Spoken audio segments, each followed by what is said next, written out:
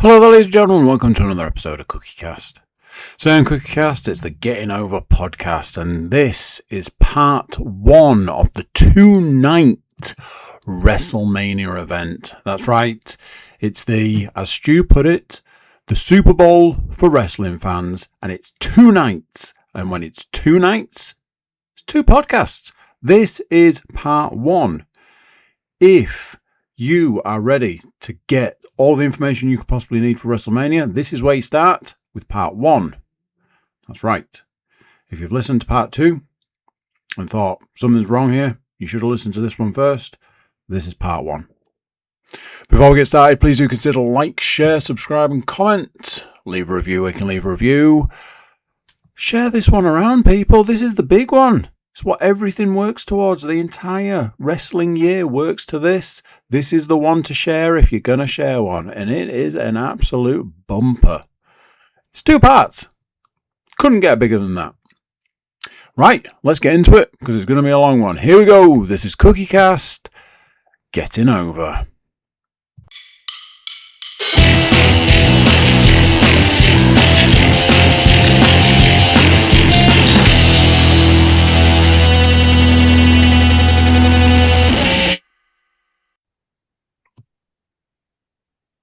That's it. We're here. We are live. Welcome in, one and all. If you've been here before, you'll know what to expect. But if this is your very first time with us on the CookieCast Network, what a time to join us.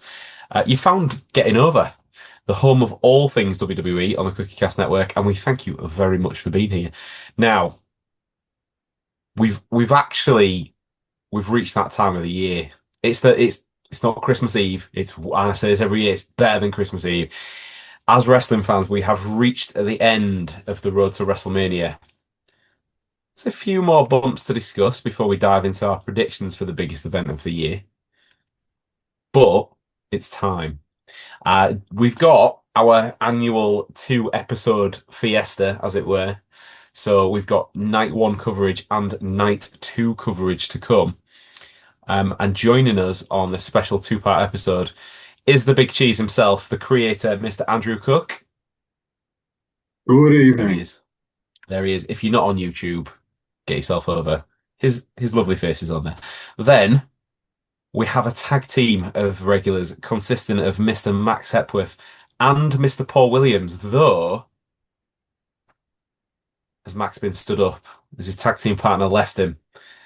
No, Paul will be here just a little bit later on in the episode. So thank you all for joining me, guys.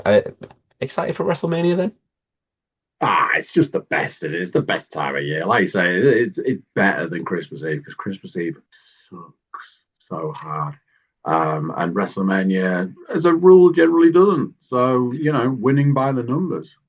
I'm sure we'll get to this as we go, but the build for Christmas, as we all well know, starts in August, which is a way longer build than WrestleMania has had this year. But I'm sure we'll cover that multiple times across the next couple of episodes.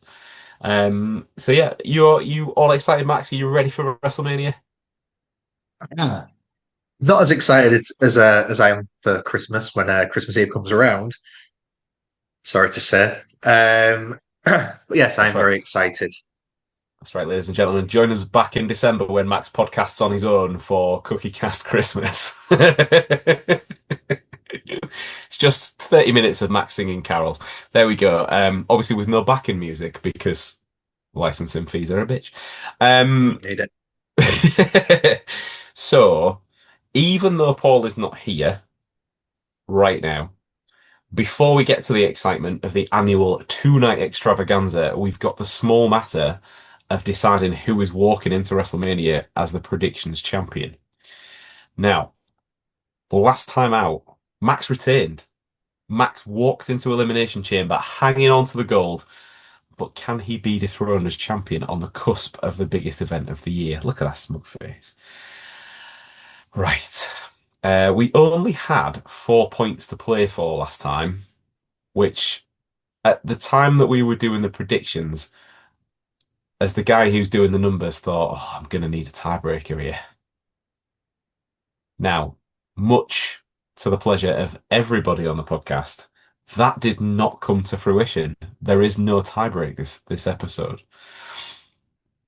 So we had Rhea Ripley winning the Women's Elimination Chamber. We had CM Punk defeating Finn Balor to retain his World Heavyweight Championship. We had AJ Lee defeating Becky Lynch to become the Women's Intercontinental Champion. And we had none other than Randall Keith himself, Randy Orton, winning the Men's Chamber match. So from a possible 4 points, in fourth place, on 1 point, thanks to the CM Punk retention where he picked up the point, it is Andy Cook himself. So Andy in fourth place.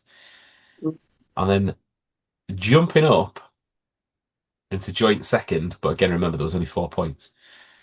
On 2 points, we have Paul and me. So, again, on the three-peat, the defending champion retains. I don't think we've ever had 3 in a row. I think even... Exactly. So, with 3 points, Max retains the title. So, congratulations to you, Max. Some sort of fixes in here. I'm sure there's something strange going on. It's beginner. I would say it's beginner's luck, but that doesn't apply anymore.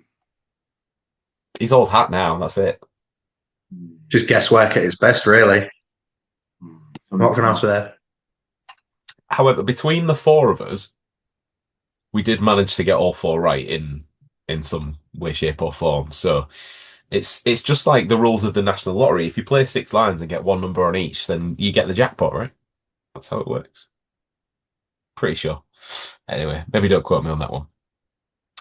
I enjoyed Elimination Chamber for what I saw of it. I'm not going to go into masses of detail because obviously we've got a huge amount of predictions on this episode. Huge. But I will say I am all for Randy Orton winning the men's Elimination Chamber match. Purely because I want him to go, at least from a personal standpoint, I'd love him to at least get a step closer to the now 17 that John Cena holds in terms of world championships. He's on 14 currently. And I think he's still got plenty of gas left in the tank, so who knows? The way that we got there, however, we will come on to that very, very shortly.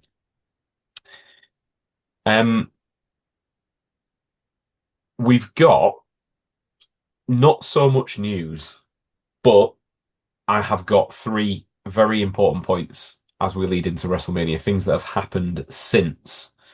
Now, the first relates to the situation with Randy Orton, because at the end of the Elimination Chamber, Drew McIntyre broke into the cell to ensure that Randy Orton beat Cody in the chamber. Now, bearing in mind, Drew McIntyre was champ at the time.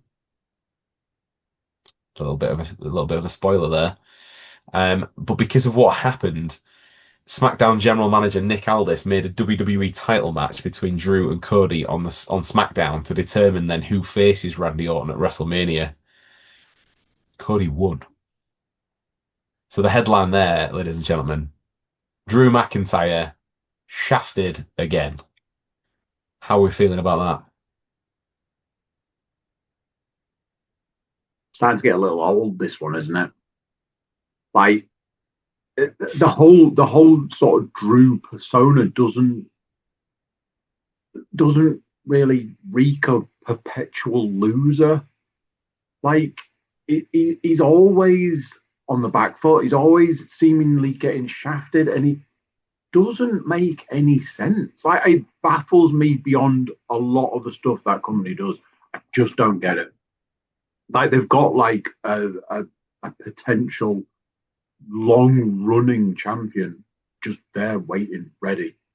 There's so much that could be done with that superstar, and they're just like, nah, we're good.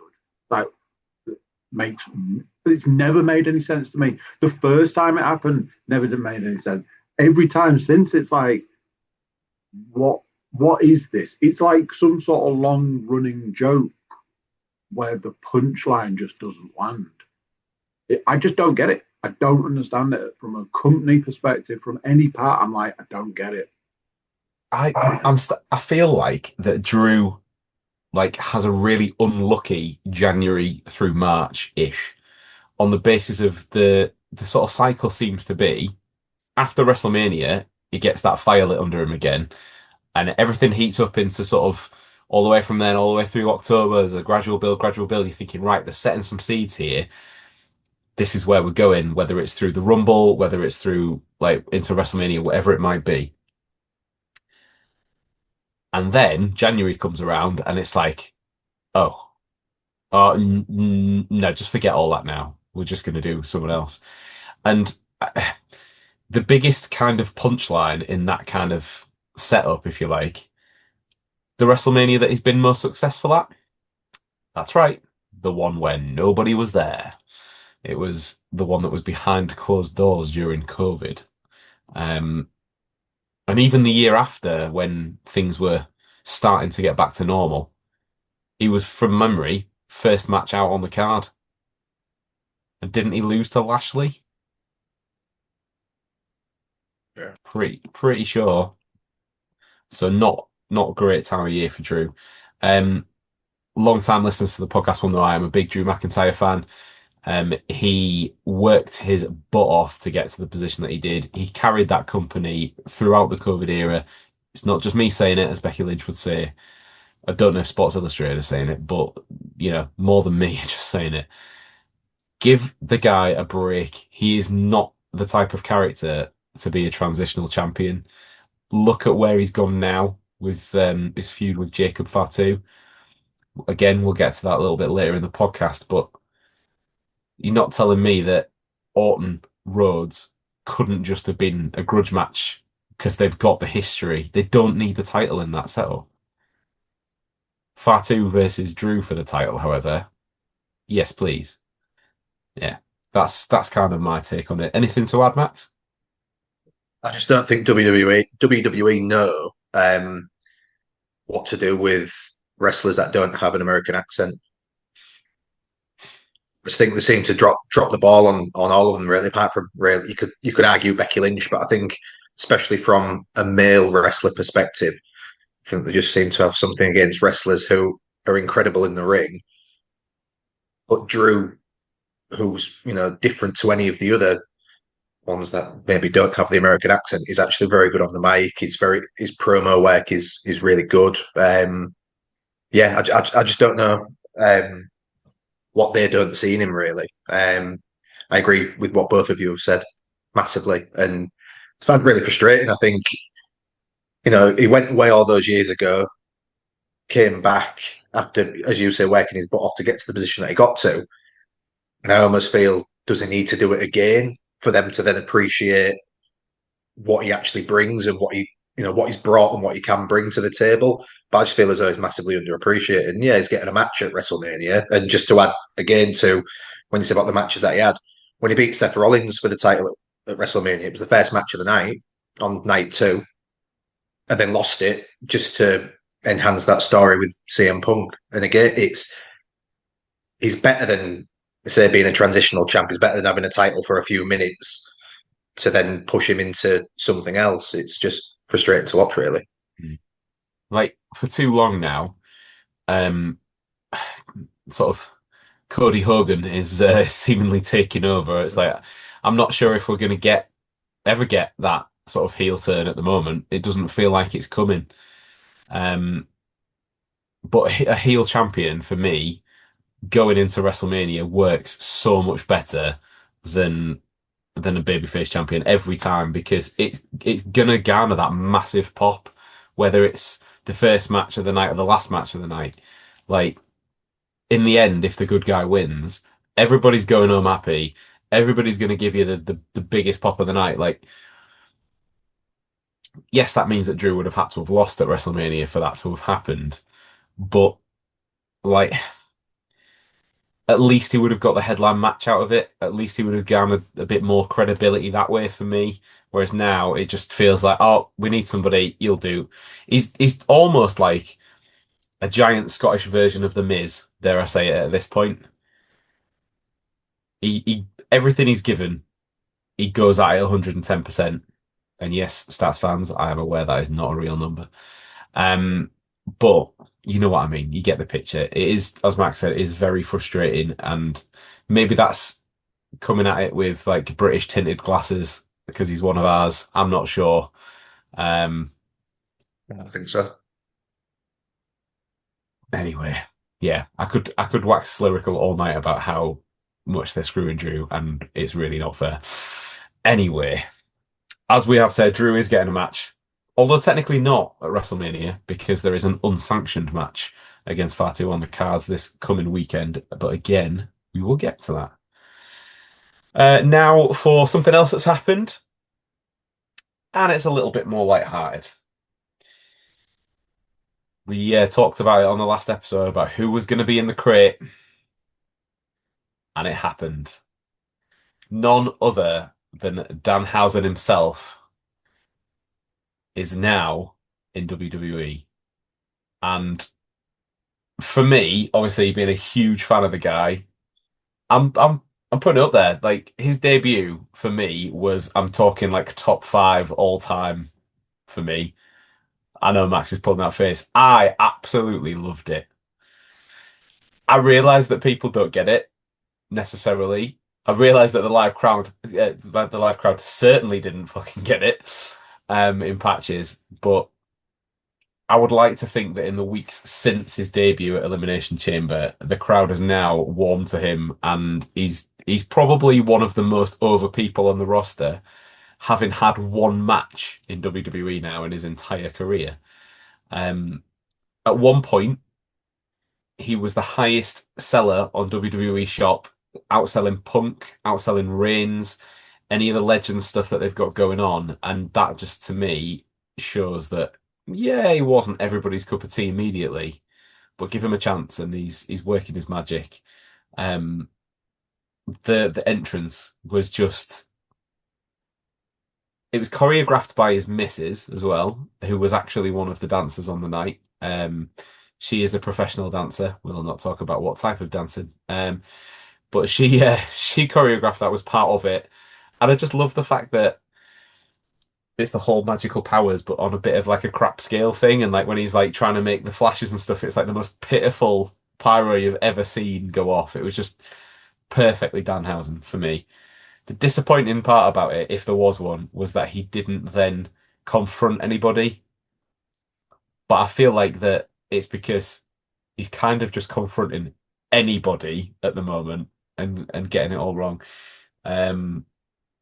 Obviously a big fan of him going and introducing himself to Adam Pearce backstage, who is, if you're brand new to wrestling, maybe you're not. Maybe you don't know what Adam Pearce looks like, but essentially he's a bald-headed man with a little goatee beard, and he went and introduced himself to him. However, he thought that was Stone Cold Steve Austin and proceeded to call him Cold Steve for the next 3 or 4 minutes. I love it. It's just the so Stone goofy. Cold segment he did was just chef's kiss. With the skull cap. Oh, it was fantastic.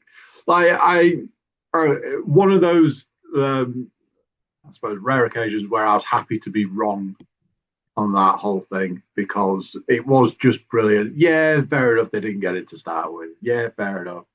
People were like, the hell's going on here?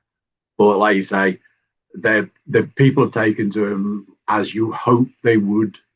And like, I do think there should be some sort of Danhausen Miz tag team situation, because that whole thing was just hilarious. Well, they seem to they've ended up against each other for the time being. Not in a match. The first match, the official match, was none other than, again, Britain's own Kit Wilson going up against Danhausen. Danhausen using his cursing abilities to set the pyro off on the ring post to distract Kit Wilson, and ends up giving him the big boot to the face for his first win in his very first match. It's all the other stuff though, the cursing thing, and about it kind of coming across as nonsense, but then actually in the story, is there a little bit more to it? Like he cursed Dominic Mysterio, who then later that night lost the Intercontinental title to Penta. He's been dropping curses on some of the celebrity guests that they've had. Again, more on that later. who then end up finding themselves getting thrown through their own laptops while streaming after interfering in wrestlers' matches and so on and so I forth. I always enjoy where he's talking to someone and then obviously the camera pans and then when it pans back he's gone because it's got that air of Batman about it. I always feel that there's like a little bit of Batman in there and I'm always like, yeah, I like that. I've enjoyed it as well, the fact that they're still playing off the fact it's a little bit crap in the sense of like he's in the ring, the lights go off, and then the lights come back on again before he's finished running away. It's like just see him tailing off in the end. Um, Now, I've had a little bit of a conversation in the past over text message with none other than our esteemed colleague, Mr. Max Hepworth here, and not everybody was a big fan of Danhausen. Has that changed? Slightly. Oh, he's warming. Yes. Slightly. For me, it's more the hope of what him being so over can bring. And it's something that we'll probably allude to later with the whole Cody Rhodes. You said you don't see a heel turn coming. I'm just hoping with how over he is and how popular his shirt sales have been and things like that the WWE can maybe look at that and say he's taken the mantle of being the top merch seller. So can we then take a hit on Cody? And that's kind of where I'm coming. The thing is, Danhausen being incredibly daft, it plays into my very daft, silly humour. So I should really love it. And sometimes I do. Sometimes I just think, yeah, I don't know.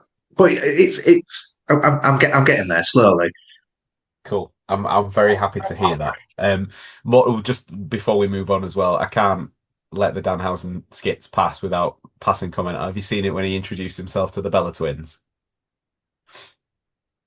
And he's now taken to just calling them Clone 1 and Clone 2 because he's convinced that backstage in WWE have now got some sort of cloning unit. Very much enjoy that. Right. Okay. So, on the back of the popularity of a brand new WWE superstar and the build that WrestleMania could have had and should have had, ticket sales for WrestleMania somewhat down. And you'd think it was no problem to sell out the biggest event of the year, right? Well, Imagine the prices will have probably been a small sticking well, point. if you're TKO, it is a massive problem for them. And again, as Andy says, mainly because they set the prices so goddamn high. This is one of the very, very rare occasions where they'll never say it outright, but maybe an admission has been made because they're clearly worried about how it was going to look on TV, and seemingly particularly for night one of WrestleMania, because they've even gone to the lengths of reducing the ticket prices by as much as 25%. Yeah, and that is, I say that as far as I'm aware, that is just for night one, but those were reduced in the week leading up to WrestleMania. So I think it ran from. I'm sure there'll be more offers to come as we actually get closer to the weekend, but it was publicly advertised, I think, on SmackDown last week, and the offer was to run through to the end of Monday Night Raw, like the final Monday Night Raw before WrestleMania. So yeah, a little bit of a strange one that. CM Punk also cut a promo on it on Raw a couple of weeks ago. And again, there's parts of what you mentioned in that. Was it a pipe bomb? Was it a setup for the fact that they knew that the reduction was coming? I'm erring towards the latter, if I'm honest. But yeah, they need to boost the ticket sales. So they reduce the prices. What else could they possibly do to get butts and seats for WrestleMania? That's right. He retired not less than 3 months ago, or not more than 3 months ago, perhaps. John Cena is back in WWE already, but not in a wrestling capacity. The host of WrestleMania this year will be none other than the never seen 17 himself, Mr. Jonathan Shayner. So back already. I didn't think they'd need to pull the emergency cord this quickly, if I'm honest. Not wanting to cross the streams, but I believe there's been something in the football world about ticket prices recently, and about how it's £6,000, £7,000 or something for a ticket for World Cup football, and putting out the if you can't afford your ticket, maybe football's not for you. Um, you, you've got to bear in mind your audience. Yes, it's the biggest show of the year. Yes, it's a 2-night event. Yes, and yes, and yes. It's very, you can put all of those caveats out there as much as you want.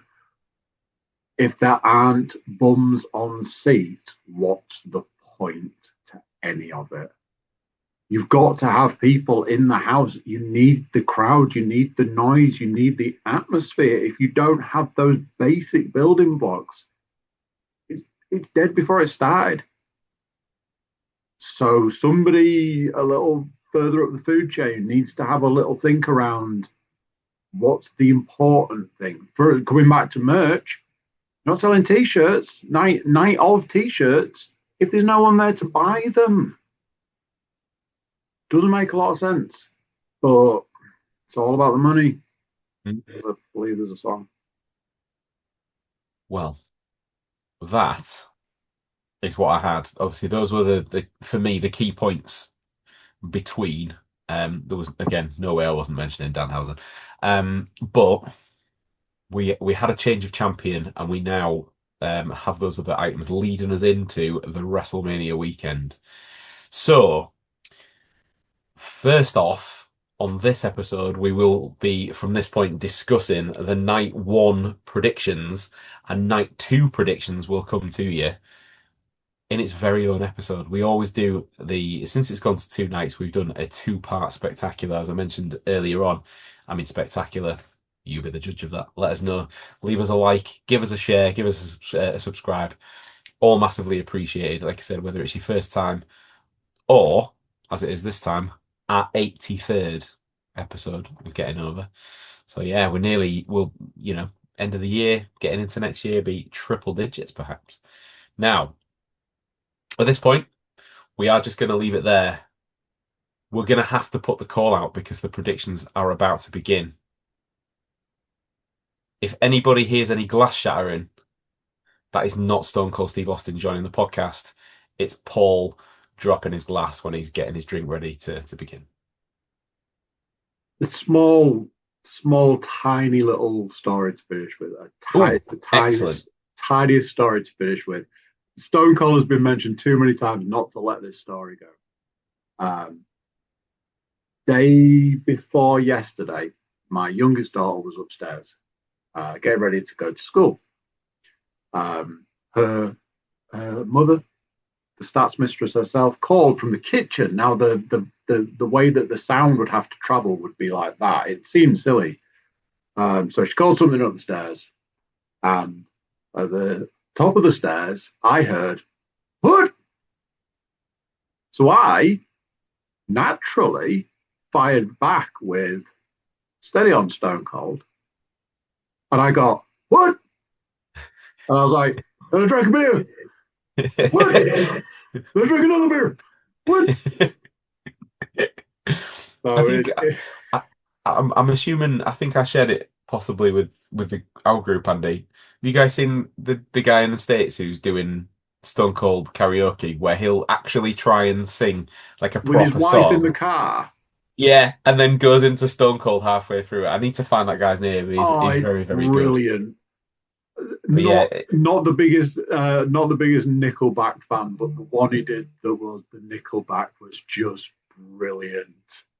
Because he's like singing away, and then it just breaks into a pretty good Stone Cold impression. The one I've seen was like almost like a back in the olden days they used to have like the mail away albums where they'd have like the advert on the TV and you had to send like a check and they send you the CD and it's got like a medley in the background of someone singing like 4 or 5 different popular tunes. He's recorded like an advert for what would be Stone Cold Sings. Oh, great. Really worth a look. Really worth a look. Anyway, that being said, we will sound the alarm. We will bring in what? I was going to say a reinforcement, but I don't know if Paul would like that description.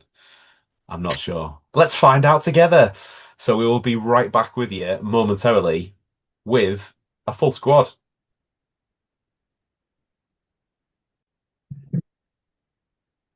See, the call was put out.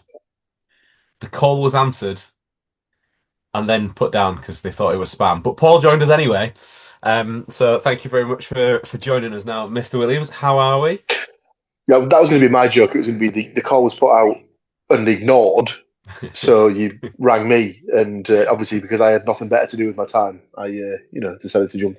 It's almost like we've known each other a long time, Paul. almost too long, some might say. Some might say. Yes. And again, I will take that as a glowing review. So thank you very much for that. So then, it is time. WrestleMania Night 1 predictions. The festivities begin this coming Saturday and comes to us live from the Allegiant Stadium in Las Vegas, Nevada for the second year running. Remember, guys, next year's Mania is listed for Saudi. So let's make the most of this one, yeah? Exactly. So WWE have actually done us a massive favour this year. Nice and early. Can you believe it? They've told us which matches are on which night. Because if you remember in years gone by, I've just had to make this shit up. But not this time. They've even told us which matches are going to kick off both nights. So yeah, that as well. Yeah, I don't know what I feel about that. I'm all right with it because it made my job way easier. Well, yeah. I get that, but it's like it's some part like a bit like not sort of the sort of what's going to be the first thing like what I can't like, if it's a ladder match, say for example, it's like they're going to put the ladder match on first, or they're going to have like the women's title as the opener. It's interesting. Jumping ahead to the next episode, Brock has played his I'm the Big Fish card because he is the first match on night 2. That guy wants to get in and get out. I was going to say, so his pilot is literally on standby as we speak, yeah? Oh, absolutely. Absolutely. Yeah. It'll be walk through Gorilla, straight in the golf cart, be in the plane less than 30 minutes later. I would suggest that the following match is probably not even finished by the time that guy leaves Vegas. Oh, they won't even be halfway down the ramp by the time he's left. Anyway, that is for the next episode, as Dr. Dre once said. So, there we go. Right, this one, however, we've got 7 matches on night 1. So without further ado, let's get to it. And much to Andy's delight, we're going to rip that plaster straight off and get the first and last mentions of Logan Paul out of the way nice and early. So the match is Logan Paul, Austin Theory, the new tag team champions, I may add, and that famous wrestler said nobody ever, I Show Speed. Apparently, the kids tell me he's a YouTuber. He's a muppet. Versus versus the Usos and LA Knight. This to me, there are going to be some mixed things on the way through these match builds. You'll probably notice. I don't want to start on a downer, but this for me is likely a match that was never even meant to be. You would have thought that the Usos would have bigger fish to fry, particularly if Jay's title run had gone the way that he hoped, obviously from last year's WrestleMania. And you'd have thought that the initial incarnation of the Vision would have been challenging for gold of some sort, but it wasn't meant to be. Bron Breakker and Bronson Reed both sidelined, so we ended up with Temu Vision. I was going to go with Chuckle Vision, but Barry and Paul don't really fit here. Because they're funnier than the current incarnation of the Vision. So we've got Austin Theory and Logan Paul. And for most of the episodes of Raw over the last month, even Paul Heyman just seems to have fucked off now that Brock's back. So that's been a bit of a sort of, yeah, see you later, boys. I guess the rest of it, long story short, we all know LA Knight has been on and off feuding with the Vision. I Show Speed clocked him with brass knucks and in doing so caused the distraction, which accidentally cost the Usos the tag titles. So do we get a title match at Mania? Nope. We got a celebrity match because he's thrown in as the 6th man. So that leaves us with a choice to make, and the very first choice of the WrestleMania predictions. Who wins? I'm going to go with it again. Chucklevision or the Usos and LA Knight. Yeah. I have already loaded all of mine. So all mine are already in the book, so I'm happy to go whenever. But if somebody wants to kick us off with the very first, but go on, Paul. Well, I'll give my prediction. But when you said that this gives us a decision to make, I honestly didn't know whether you were going with, do we watch the first match or not, to be honest with you. I've never known it. I thought that might be where you were going. I've never known it that they've on purpose set the first match of the biggest event of the year up to be the piss break. Like, it's a baffling one for me. I think why why are you trying to alienate people straight out of the gate? The problem It's is a very strange one. It's the reverse shit sandwich, isn't it? They're putting the shit on the outside of the bread, so they're just getting the garbage out of the way first, so that everybody knows what page they're on. Because from that point on, you can kind of relax into it rather than being like, "Oh God, we've got that match to come." Get out of the way early. Do it. the problem that you've got is that we all like wrestling. For the first time in probably quite a long time, they've gone and lent well too heavily into the celebrity market. We've not had this many non-wrestlers on WrestleMania for probably since Mickey Rourke and the Chris Jericho thing when he brought loads of people with him. Yeah. I think this is being set up as the first match so that it brings in the casual. I'm happy about it. You make your own decision. Paul, you were going to give us your prediction, weren't you? So lead us off.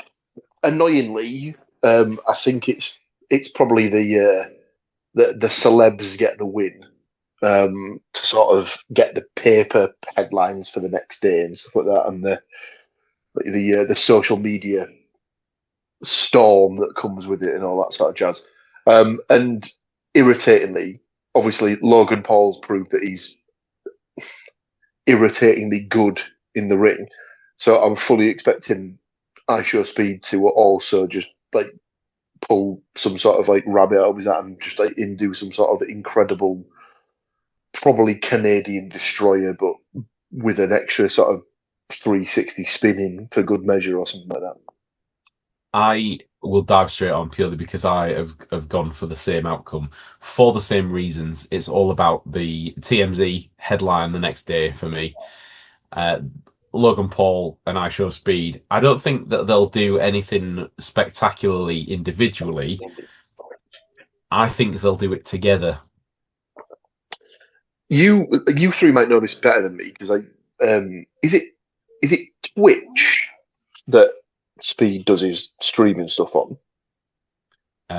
I have never seen one of his streams. I think he's a YouTuber. I think. Right, because I didn't know if it was going to be that sort of thing where are they going to try and like live stream his match? I don't know, like if he's going to sort of have like something that he'll have like either clipped onto him or handheld or something like that. We've seen so it. They can sort of drive. We've seen it in the last year. The social media stuff where Logan Paul has worn the Ray-Bans with the Meta thing in, so that'll be an option. I would have thought. Yeah. Just I imagine you'll get some sort of that element to it as well. Do I want Logan Paul to win and his team? No. Would I like IShowSpeed to be absolutely yeeted into oblivion like he was at the Royal Rumble? Yes, please. But I just don't see it happening this time around. So unfortunately, I have agreed with Paul on that one. Let's give Andy the honours last on his favourite wrestler of all time. So we'll let Max take the next prediction. Can I play my I don't care card? Everybody gets one. Everyone's allowed one. Max is relinquishing the points right here and now. He'd rather not take the point. don't particularly like the Usos. I don't particularly like, as you said, the Timu Vision. Can't stand ISO Speed. I like LA Knight, but obviously WWE don't. So for that reason, and for that reason only, I'm going to go with the Usos and LA Knight to win, just because may as well play for points. But I think the kind of insinuating in some way, shape, or form that Jey Uso may well be the new tribal chief, with the whole interaction that was with Roman when he was in the ring and he told him to go attack CM Punk.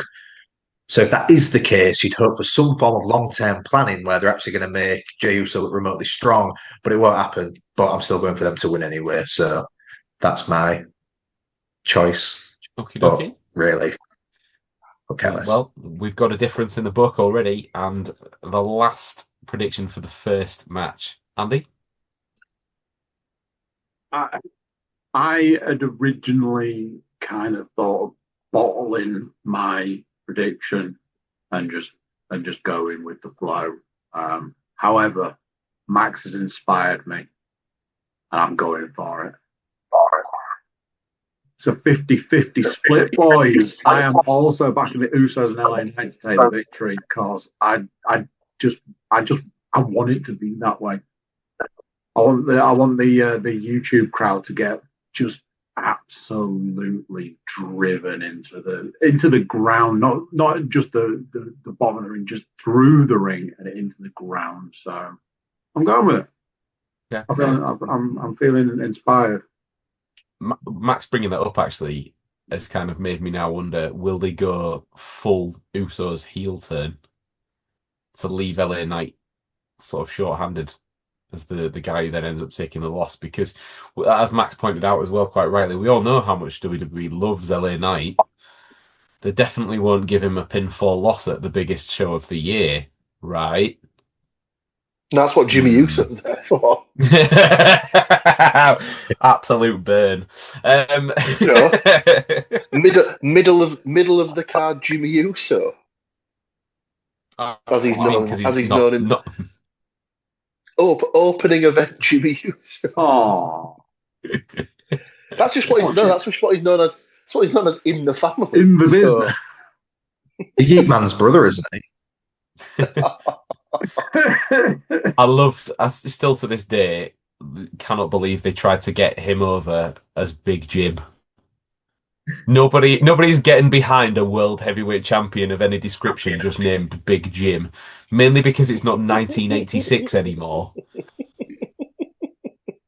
Anyway, the thing is, they could have had such an easy thing for him with, the fact that Slim Jim is all over the tables and stuff like that. They could have just called him Slim Jim, and they could have had him coming out like New Day used to, throwing these like waffles around or whatever it was on bootios. They could have just had Jimmy Uso throwing around Slim Jims. Instant feud as well, by the way. Set him up against R-Truth, and you could have had it for the custody of little Jimmy as well. Why not? Get them all in there. Again, why aren't we in the creative room? I really don't know. I can think of 4 reasons just from that last conversation. Anyway, moving on. We talked about it a little bit earlier before Paul joined us, but there is an unsanctioned match on the card. So whilst there are 7 matches, technically only 6 of them count. It is Drew McIntyre versus Jacob Fatu, and this rivalry has been bubbling along for some time, and it almost feels like a plan B route for these guys to get to WrestleMania. Fatu and McIntyre are set to go to war in this unsanctioned match after a bitter and brutal build over the last year, maybe. We've attacked each other backstage numerous times, got involved in each other's business, but most notably, it was Jacob that cost Drew the WWE title in his SmackDown match with Cody just after Elimination Chamber. After that, Drew actually pulled what's now known in the business as a Mark Henry and pretended to quit, only to come back and kick the living crap out of Fatu during his match against Trick Williams. Then, back on the 20th of March, the two couldn't be separated on SmackDown and brawled all the way to both eventually falling from a high balcony. Nick Aldis made the match, but based on their actions, he didn't want WWE to be liable for their actions. So, here we have it. Unsanctioned match. It sounds exciting. It's definitely sanctioned, otherwise why are they advertising it? But It'll make it all kinds of no disqualification. There's plenty of places to go and play in that football stadium. It doesn't have to necessarily be in the ring. From this point onwards, by the way, I don't know if this is going to be the second match on the card. It's probably not going to be, but the rest of this is just my running order, just for official clarity and all that. So, who is going to win? Even though technically nobody wins. I get no, Paul went first last time. Let's go the other way around. Andy, do you want to go first on this one? So there's a, I don't know if you know about, there's a rumor. I imagine you know there's a rumor circling that Drew may have a film role coming up. So I foresee a injury in his very near future, and because of that, it's Jacob Fatu for me. Okay. The rumor seems to be a little more than a rumor. I think he's got a couple of weeks worth of filming ahead of him for a certain reboot. So just simple kind of a arm in a sling, leg in a, not necessarily a cast, but walking with a limp for a little while after, and then you just won't see him for a couple of weeks to a month so he can get his filming duties done. So yeah, just purely off the back of that, I just think it's going to go that way. Okay. Jacob Fatu is in the book for Andy. Max? Let the screw of Drew commence. Jacob Fatu for me. Yep. I agree. We talked about it earlier on. WrestleMania season is not one for Drew McIntyre. So again, I'm another one. Jacob Fatu for the win. So we potentially could have a clean sweep on our hands in match 2's prediction. Paul? Yeah, exactly the same as everyone else has said at this point. I'd also heard the stuff about Drew, and I think that they need to build Jacob back up as like a legit contender to the title picture. So what better way than having, like Andy says, like put Drew out of action for several weeks. I mean, not that they need to do any work to make Jacob Fatu look like an absolute beast, because he probably does that himself when he, like, just eats glass when he goes to the bar and stuff like that. So, but yeah, Jacob to win for me. The sort of guy that brushes his teeth with sand, is what he said. A wire brush.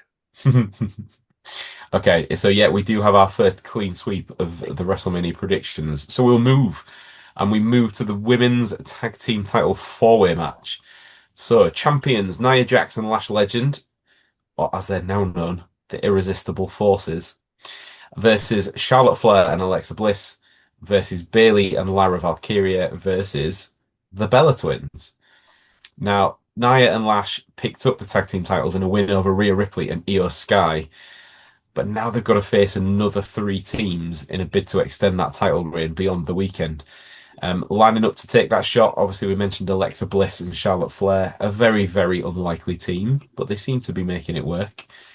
The role model and the Bird Lady doesn't exactly roll off the tongue, does it? But Bayley and Lyra, and the returning Bella Twins.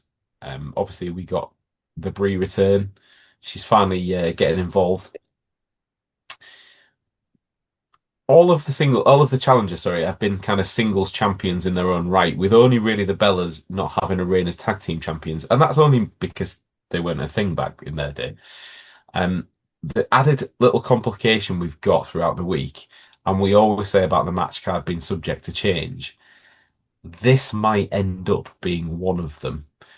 Nikki Bella is reported to currently be dealing with an ankle injury, and her fitness may be in question heading into the weekend. I would suggest it's strange how they've been keeping Asuka and Kairi and Io very quiet. There may be some Kabuki Warrior replacements, perhaps, and if not, a singles match. We'll see. We'll see what happens, but obviously none of that's official. I'm glad that we get most of these women on the show. I say most because we've had enough Bella surely by now. The rest of them are great. they've got a chance to just extend their resume and perhaps even be the first team to pick up the tag team titles and it not end in fucking disaster. Because they've not exactly been a staple of the weekly TV, have they? They've become a bit of a sort of vehicle of injury over the time that they've been. There's sort of nothing really good has come to the teams that has held the title. Nia and Lash aren't bad as tag team champions for me. Again, I like the heel champion aspect of it, and Lash Legend is going places. A lot of time for her. I think she's great. So it's good to see her getting titles early on in her reign. But it's just a case of, do the tag team titles limit her slightly? I feel like they want to push her quick. So do they use this as an opportunity to move on that? Or does her team retain this weekend? Who's not gone first yet? Max, you've not gone first yet. So do you want to give us your prediction for the women's tag team title winners? They surprise you massively. I'm going to go with the Bellas. Oh, for fuck's sake. I mean, okay, I'll put that in the book. But if Nikki Bella is injured, I think there will be a retention because I don't think they'll be able to pivot that quickly. I think it will be the Bellas. I think they got a bigger pop than what they were expecting. Or Brie especially got a bigger pop than what WWE was expecting when she came back at the Rumble. So they've never won the tag team titles before. Hall of Famers. I think they're probably just going to put it on them at some stage. And as you say, I think it'll be perfect time for the implosion. I mean, sorry, to start pushing Lash Legend. I think obviously she did what she did in the Royal Rumble. They've put gold on her for a time, and I think if they then move her into maybe a bit of a feud with Nia Jax, maybe on the back of losing the titles, I don't think Charlotte and Alexa Bliss will continue for much longer. I thought they'd have ended it shortly after the Royal Rumble, considering Charlotte was the Iron Woman. But I don't see them getting the gold personally. So yeah, the Bellas for me, or the clones. Yep, the clones are in the book. Okay, lovely stuff. Andy,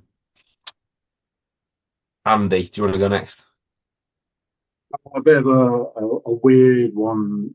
Something that you said in the intro to this is something that Max has also just said actually leads to my prediction. I think the idea is to move Charlotte and Alexa back to the singles, but I think they're going to do it as champions, and it's going to cause issues. I think that relationship is probably coming to an end, which will make for a complicated storyline going forward if they are tag team champs. So for that reason, I picked them, take the gold. Okay. So, sort of dynamic when basically they blame each other for losing them. Yeah. Yeah. Cool. I can see that. Yeah. Take the titles now because it's a title change. I like to get one in quite early in my prediction. So take that now. Also, then that pushes it in a weird way. Those belts are like a bit of a wedge right between them, so that then they could. I think they want to get them back to the singles sort of area, and having Nia and Lash lose them, it's already setting up that sort of. There's a lot of feud stuff there. I think it works for the story side of things. Yeah, I've gone with that. Solid. Okay, I like that. I have gone for basically exactly what Andy said, except for replace Charlotte and Alexa with Bayley and Lyra. I just have a feeling because Bayley missed out on WrestleMania last year because they brought Becky in as a surprise, sort of replacement, and then it was Becky that had attacked Bayley, etc., etc. I have a feeling that they're gonna win, and then they're also gonna lose the night after in an exact same fashion as last year, except for this time there's no Becky to blame. It'll be Bayley, and it'll be back to being like bad Bayley as well. I like Bayley as a heel. I think she's great. she's been floating the line a little bit over the last sort of 2 or 3 months. Is she going to turn? Is she not? I think this is the way to go for me. So Bailey and Lyra to win, but again, all the other stuff to happen afterwards. So that leaves we've got 4 teams in this match, and the first 3 predictions are for different teams. So if Paul picks a retention, we're guaranteeing ourselves a point between us at this point in time. Paul? I mean, I could just go for that, just for the bants. But I think I'm in sort of I'm agreeing with Max, to be honest with you. I think this is why would you put the Bellas in this match if they're not going to win the titles? Obviously, there is the possibility that they might not be able to be in the match if Nikki Bella's not able to go. So, like you said, they've got the sort of the Kabuki Warriors on standby to be the team that steps in. But I think if they were, it won't be a case of they would win the match in their place.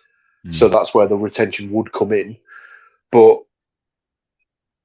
I think they'll find a way to sort of cobble it so that if Nikki's like half fit or able to pull off a finish and then get the pin, they'll take the chance with it, because I think they want to put the belts on them, because again, it's more eyeballs and it's TMZ. It's I don't know if they're still doing the Total Bellas. I don't think they are still doing the Total Bellas TV show, but they've got all their brand.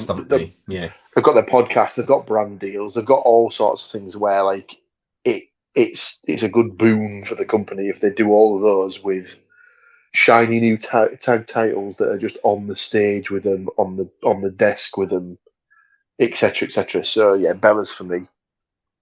Okie dokie.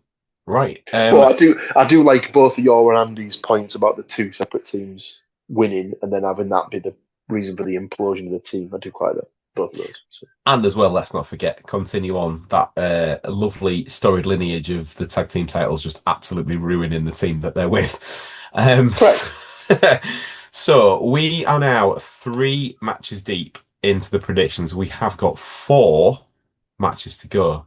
Now, for those of you playing the Cookie Cast Getting Over Bingo, you'll pick up there that Andy has already ticked off his early title change. He's got a chance to maybe go for 2 in a row with the next prediction. The next match we will discuss is the Women's Intercontinental Championship match, but that is just going to be after a very, very small break.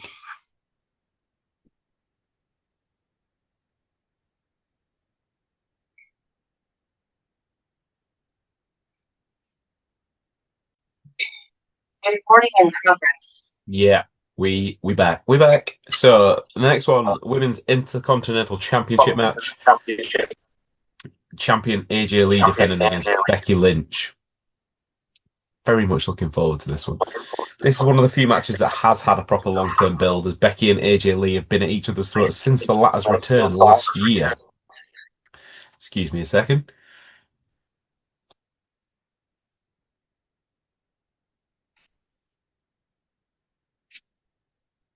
Stu can't handle it. His excitement level is off the charts. He's literally like, this is the one for me. It's all been building to this. All year's been building to this. I say all year, we're already in April. So, thanks, Andy. So, AJ Lee forced Becky Lynch to tap at WrestlePalooza.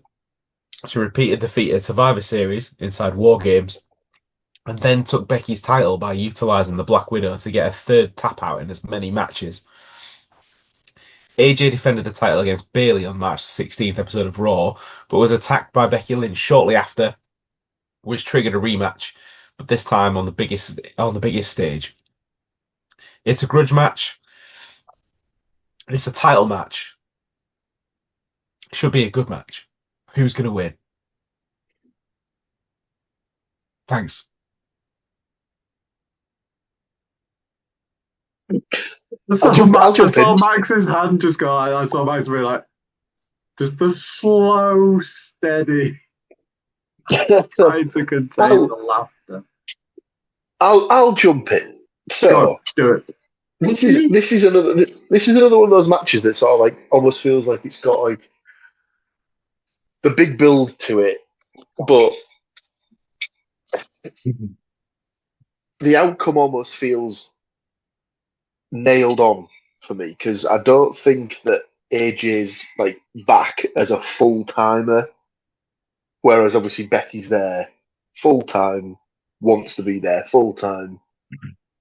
So therefore, probably makes the most sense to put the belt back on her, so she can then take it off and have feuds with other people. But I don't know where the next match is for either one of them, regardless of who wins, if that makes sense. But for the book, I have got Becky to win the belt back. Okay, if I can actually talk now. Just as a side point, guys, great to know that if I die live on air, that one of you fuckers will take over for me. So, Honestly, thanks very much. was sat there working and trying to work out who was going to be second in command. I was like, if Stu goes now, who does the responsibility fall to? I was like, no. Andy, have you learned nothing over the years? We can't trust these two to. I mean, Whole Max was true essentially laughing at my ill seniority. health, so. I was like, I was just hoping it wasn't going to be me because, as we all know, that's a bad choice. Well, I'm sure that my voice will go to rats again by the time we get through this episode. So let's just make the most of it whilst we can. Okay, well, Paul confirmed as having Becky in the book for you. I disagree. I think AJ will win. I think this feud gets put to bed. I think AJ is back, as you said, not for a long time, but for a good time. I think she'll be putting somebody over on her way out, and it's not somebody who's already established. I think there's more to come. So AJ for me. Max? I agree with you, Stu. AJ for me. Wouldn't surprise me if we had a bit of a full circle moment and had somebody come out from NXT on the Monday night after Raw and started some form of feud there with AJ. But yeah, this feud for me needs to win now. And I just think WrestleMania is hopefully the way you think with how long this has gone on for, this is where the feud ends. Whereas if Becky Lynch wins, you're going to have your rematch. And I just think it's just going to, it just peter out if that happens. So yeah, AJ Lee for me. You've just made me forget. Made me remember because I had forgotten who my person was that'll come into the feud afterwards. Okay. Nope. I don't think it's going to be an NXT person, but I think it's somebody who has been very prevalent within NXT over the last sort of 4 or 5 years before she stepped up. Roxanne Perez needs a kick up the ass on the main roster, and she is essentially mini-me for AJ, if you can get any smaller. So I think that's where that's going afterwards. But you are in the book. AJ is down, so it's currently 2-1 in favour of the current champion. Andy, where are you going? I'm about to make it a 2-2 for this one. I was very much with Paul on the part-time champion thing. The company showed that they're prepared to do it, but I don't think they like to do it, and I don't think having a part-time champ is going to be able to stick for all that long. So stick the belt on Becky and push that forward. I think there's a lot of road to, there's a variety of different things, and I think the best way to move that belt and championship forward is to put it on a full timer. So I've gone with Becky. Okay. So split decision on that one. We move to the next match. It is Seth Rollins versus Gunther. Now, Seth has been on a mission to destroy Paul Heyman for breaking up the division since he returned under a black hood, despite him not being medically cleared as well at the time. Heyman thought he'd beaten the architect at his own game by getting a restraining order, but ended up nearly having his head stomped on the 30th of March episode, shortly after he was informed that the restraining order was no longer in force, and at that point, Rollins was medically cleared once again. But just when it looked like Heyman was about to face the music, in comes Gunther out of nowhere to save the day. Big swerve. So it's set up a match though between two of the sort of current best in the business for me. I'm not mad at the match, just a really, really screwy setup. Another one again, clearly hindered by the injuries to Seth's former stablemates. Are we going to get any further alignment between Gunther and Heyman being revealed? Or is it just that the career killer's gone into business for himself? I guess we'll find out more as we move along. But who is going to take the victory on Saturday night? Paul? This is a bit of a 50-50 one for me. I mean, like you said, it also sort of screams of the, well, the original plan for these two didn't work out, but we can't not have them on the card. Match against each other? That work for you? That work for you? Lovely stuff. Yeah, you kind of need to keep Gunther strong. And even though he's not a champ, he should probably go on like a bit of an unbeaten run and stuff like that. But I think there's an argument that obviously you want to keep Seth fairly strong to make Breaker look strong when he comes back, and you would have thought that Breaker would beat Seth. But I think there is a way that you can achieve both, and I think it's by, if he's well enough to do some sort of running of some sort, you have Breaker cost Seth the match here. So Gunther to win. Bit roundabout, but that was my thoughts. Okie dokie. I'm gonna jump straight in because I also agree that this is where Braun Breaker comes back. However, I think it's set up to make it look like he's going to cost Seth the match. I think he actually helps him win, and the division gets the reboot it needs with the two people that really should have been top billing in it, to be honest. I think Bronson's going to be out for a little while longer, and I think that Bronson then helps level the playing field by coming back against them. So I'm going for a Seth win. So same reason, just slightly different outcome. Andy?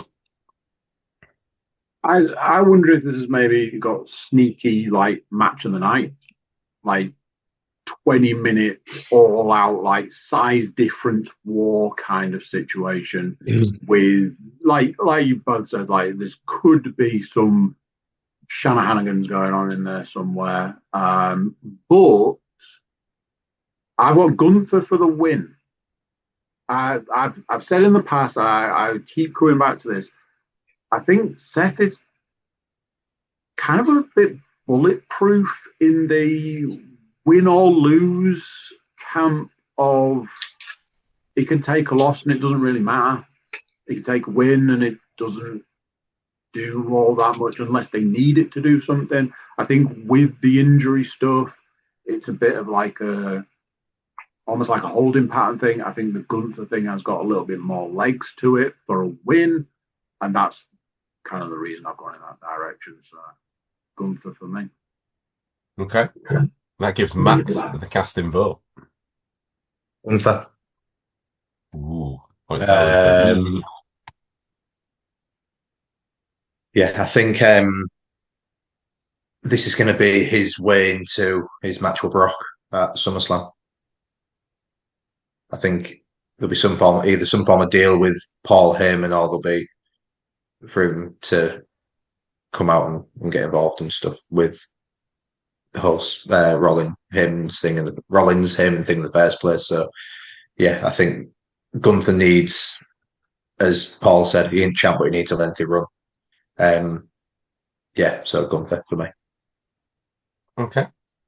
So, yeah, that does leave me Points Island on my own. So I will enjoy that tasty point when Seth picks up the win. We've got two more matches for night. Beaten in 5 seconds, you say?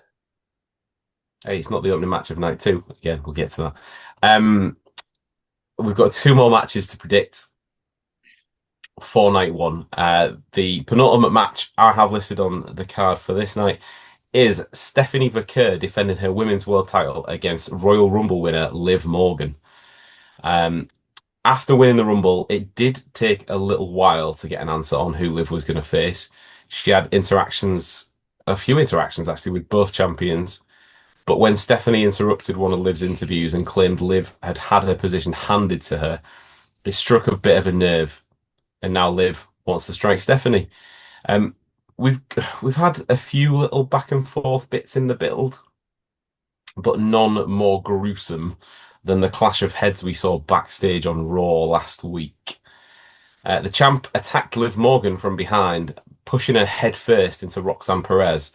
Both of the people, I suppose, the bumpies, as it were, ended up with a huge egg on their head after a really sickening thud. Now, I know certainly two of the members of this podcast used to work in a bowling alley, but if you think of human heads making the noise that when two bowling balls like clack together, it was akin to that. And may I be the first on the podcast to say it was just, yeah, it was not nice to hear. I have to bring this up because obviously, I mean, I could have got into it in my predictions part, but I feel this is something to be discussed. The really confusing thing about this now, I don't really know who the bad guy's supposed to be anymore. I kind of feel sorry for Liv. She was attacked from behind. That's a bad guy move on Steph's part. But then Steph's not been the bad guy ever in her career. It's just, grade A booking, everybody. Good job. Well done on that one. Obviously, we will pick who we think will leave with the title in hand, but also as well, where do they go with it from this point onwards? I don't think I've been first very much, and I did give you that bit of spiel as well. This is a real toss-up for me. I don't really think in the grand scheme of things it matters either way. And therefore, what usually happens, I feel happens in this situation, is that they'll go with whoever the most people outside of the business will know. Liv Morgan currently, seemingly, is like air. She is just everywhere in the States. TV shows, she's doing again another one that's been in like movie parts and bits and bobs. So I just feel like she's got the most outside appeal. So they'll just resort to factory settings of give Liv the belt. Andy's laughing. I feel I might have pissed on his chips a little bit here. Can you see my prediction from where you're sat? Can you see? I had this whole thing where I was like, I think, and I was like, no, this is absolutely a restore factory settings mode. Just go with who do people, if you were to show these two people's names to the general public, which one would they be? And I absolutely agree with you. They're going to go with who's the bigger name. Also, and I kind of alluded to it earlier, I feel WrestleMania has that thing of, whereas a standard, I say standard, a bog standard pay-per-view has we don't necessarily have to change all the titles, we can just change one title and call it a day. WrestleMania feels like the opportunity to say, if we wanted to change every single title, that's the night or nights to do it. So saying that you've got another title change on the cards doesn't feel wrong. So that was another reason I was like, I think they can go with a title change here, and it just makes the most sense, or it seems like it makes the most sense. Yep. Agreed. So who wants to go next out of you two? Max? Remember when I said earlier about WWE not knowing what to do with wrestlers that have accents? Mm. When we were talking about Drew McIntyre? Yeah, Liv Morgan for me is going to win because they just don't seem to, I don't know, they don't really seem to know what to do with Stephanie Vaquer, apart from what's that move called? It Devil's Kiss or whatever. Yeah. It's not been the same since Booker T's not been commentating on it. I was going to say that move was invented for two reasons, and one of those two reasons was to get Booker T over again. Yeah, and I just feel as though they've kind of dropped the ball a little bit, and I agree with what you both said about factory reset. Although it wouldn't surprise me if they did what they usually do in WWE, where Roxanne comes out and turns on Liv Morgan, costing her the title, which it would make more sense to let Liv Morgan win the title and then turn on her, so then you're in a feud for a title. But that's just me. But yeah, Liv Morgan for me is going to win it. Liv is in the book. Paul, is it clean sweep time? Hand me that broom, would you, there, good sir? Mm. Yeah, I don't know if this has already been mentioned. I just missed it, but does anyone else just not think this just lends itself perfectly to a double turn? It could. I know it's a bit sort of jingoistic and a bit xenophobic to sort of say it, but is it not just easier to turn Becker heel and have her lean into the fact that she's not got great English? Just have her cut all of her promotions, all of her promos in Spanish, in a sort of a, well, if you people were sort of like, worth speaking to, I'd speak to you in English, but I don't think you are, so I'm just going to continue to do all my talking in the language that I'm most comfortable with. But I think she's set up like in the same way that we've said for the past sort of 6 months to a year. I think that when he does eventually turn, Cody Rhodes will potentially be the biggest heel that the business has ever seen. I think that Vaquer could do exceptional work as a bad guy. So I think this sets us up perfectly for Liv to win the belt, but then for Vaquer to, go to shake her hand, but then what's the equivalent of kicking her in the dick? I don't know. I don't really know. Smash her in the tits or something like that. There we go.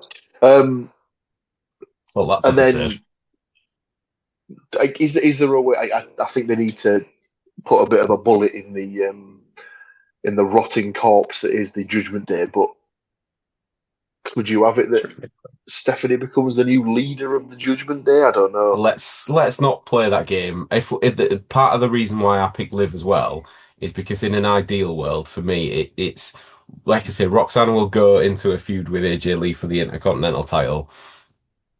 And it'll be Raquel that takes the belt off Liv. That to me makes like the most sense. And after nearly a 5-year stint of the Judgment Day, brings that whole. Has it only been 5? Yeah, well, it's because Finn Balor has been with the group. I may have done some research for a podcast coming to you very, very shortly. And Finn Balor's been with the group for 4 years plus, and he wasn't in it from the beginning, was he? Quite. So it's got to be pushing 5 by the time that all's said and done. Obviously, looking very, very different now to what it did back then. Was it the night after Mania when it was Edge versus AJ? Or was it the night of WrestleMania when it was Edge versus AJ when they got together? Edge and AJ was wasn't it Priest that came out during that match? Yeah, during WrestleMania, and that was the start of it. Yeah. So yeah, that's where I see it going anyway. And we've all gone for Liv, which leaves us with one final prediction for night 1 to make. And that prediction, it's announced that the WWE title match will take place on the Saturday night. You would assume this is the main event. Cody Rhodes defending his championship against Randy Orton, with a little side order of Pat McAfee, apparently. The Randy Orton that hears voices is back. I say voices. This time it seems it is only just one. And as I said, Pat McAfee? Really? Orton turned on Cody pretty soon after Cody picked up the title from Drew, as we discussed earlier on. But it was kind of unclear why. Then we see him taking calls, almost seemingly taking direction from a mystery caller for a few weeks. And that mystery caller could have been anyone. And I mean, like, literally anyone. Anyone with a link to Cody Rhodes, his family, even the past between Orton and Rhodes themselves. But we got Pat McAfee. Why? And why, then, is McAfee the one to cut the promo about the reduced ticket prices we were talking about earlier, making out like he's the good guy? Give me Orton versus Rhodes. Absolutely. Give me voices, Randy. Yes. Leave the irrelevant Pat McAfee on the announce desk where he's best. No doubt if they wanted to get the celebrities involved, I'm all for Pat even having a match. Don't have anything against him in that.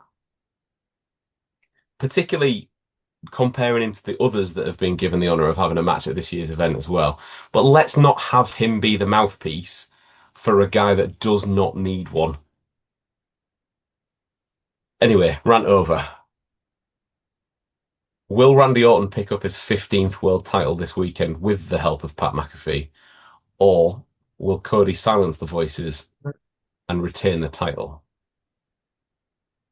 Seeing as he's just returned, Max can take the first dibs on this one. Did I miss anything?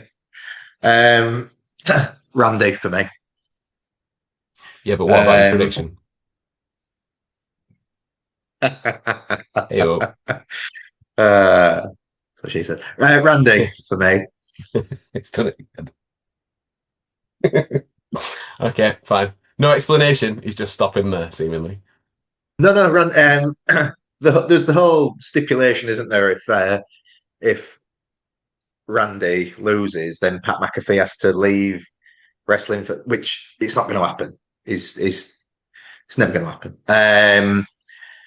And I kind of feel as though it's become Cody's kind of like role to be the good guy that gets screwed over by the legend when they turn heel. So I just think same we've seen last year, it's going to be the same with Randy this year. I just hope that Randy's heel turn goes a bit better than what John Cena's does.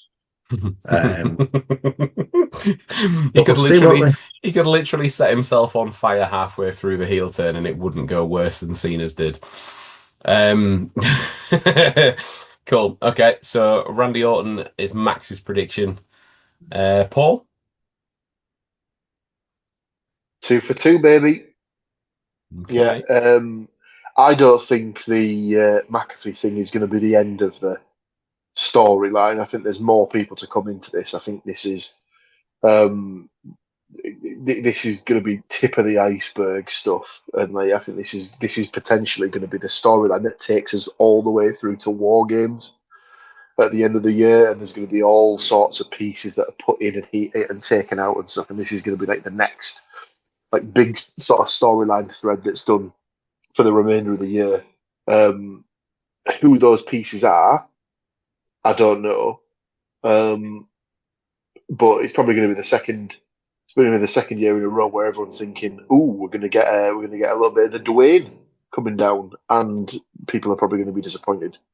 Which is probably the reason why they're doing it in Vegas again, actually, so they can build up all those hopes and expectations that they did last year, and just disappoint people once again. Have it on the redo. Yeah.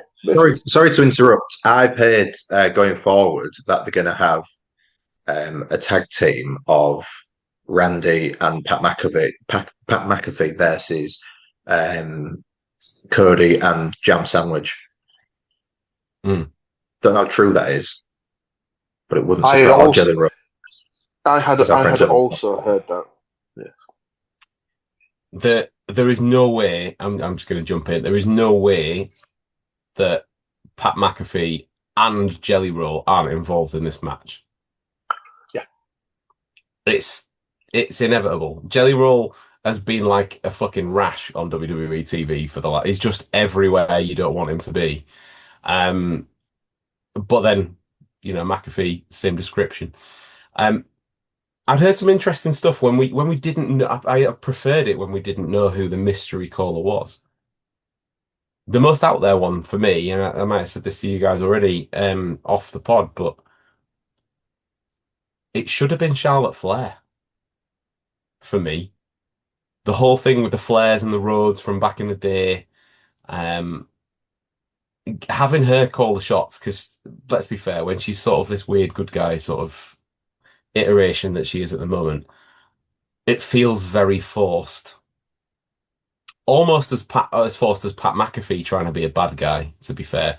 I think he's got the gift of the gab, but in terms of a hype man, not in terms of a oh look at me, you're all dickheads, I'm so hard kind of a trying to get the crowd riled up. He's the guy that for me should be playing for the Mick Foley hometown mentioning kind of a pop, not the oh all your sports teams are shit kind of a heel, because it just doesn't work. I mean, especially he can't say all the sports teams are shit when he played for the Colts. Um, that being said, they've got an opportunity. Paul mentioned it earlier on in the women's one. It could be the double swerve here. Could it be actually it's Cody that's in for the turn? Could Randy put both of them around like out with the end of his boot? I'd love to see him kick Pat McAfee. There's going to be some sort of punted out of the WWE. Oh, exactly. However, I do like Randy Orton heel, so for that reason, I have also gone for Randy Orton, which gives Andy the last pick on night one. So close us out, sir. Feels like a little while since I've been able to say this, but give it to Randall Keith, baby. Come on, clean sweep that bad boy. I feel the Pat McAfee thing kind of was the nail in the coffin to who's going to win this. Like, they're not binning him off. They want to really build, like, foster that ESPN relationship. It's almost like they were like, oh, do you want to know who's going to win the match? Here's your answer. It weird in a lot of ways. I'd rather they just did the match and not had any of this other stuff going on for the WWE at the end of the day. Then seemingly not always knowing what they're doing at times. So I think they'll just keep digging away at this one. And yeah, Randall Keith for me, please. Okay. You are in the book. It is locked in. The one thing that I did forget to mention for me with the pleading the case for Charlotte Flair as well. Cody's music starts with wrestling as more than one royal family. Use it! Just use it! God's sake, man. Anyway, stop ranting and breathe and talk. But that is the talking done for night one. We are going to be right back with you with an episode 2, which will cover night 2's predictions. So it just leaves me to thank these gentlemen for joining me for wandering through the predictions for night 1. And give us, if this is your first time here, again, thank you so much for joining us. Give us a like, give us a share, give us a subscribe, and all of that will cost you the princely sum of absolutely nothing, and yet it would be greatly appreciated by all of us here at CookieCast. So thank you very much, and if you click subscribe, head straight into your downloaded episodes, because part 2 coming at you right now. So there you go, what do you think of that? Another one done, another one gone. And for this one, just the first part is done and gone. Jump straight into part 2 to find out what we think is going to happen on the second night of WrestleMania. Do that immediately. Take a break. I mean, get a drink, have a nap, whatever you need to do. But do jump into part 2 straight away. Whilst you're taking a break, maybe you could think about, like, share, subscribe, comment. Maybe check out the website while you're hanging around. Just, thecookiecast.com. There we have social media links and an email button, and that way you can get in touch with us. Like I say, don't worry, there's more. Jump over to part 2 straight away. And until then, I'm going to say bye, and I'll see you then. Thank you for listening. Thank you for listening to Cookie Cast.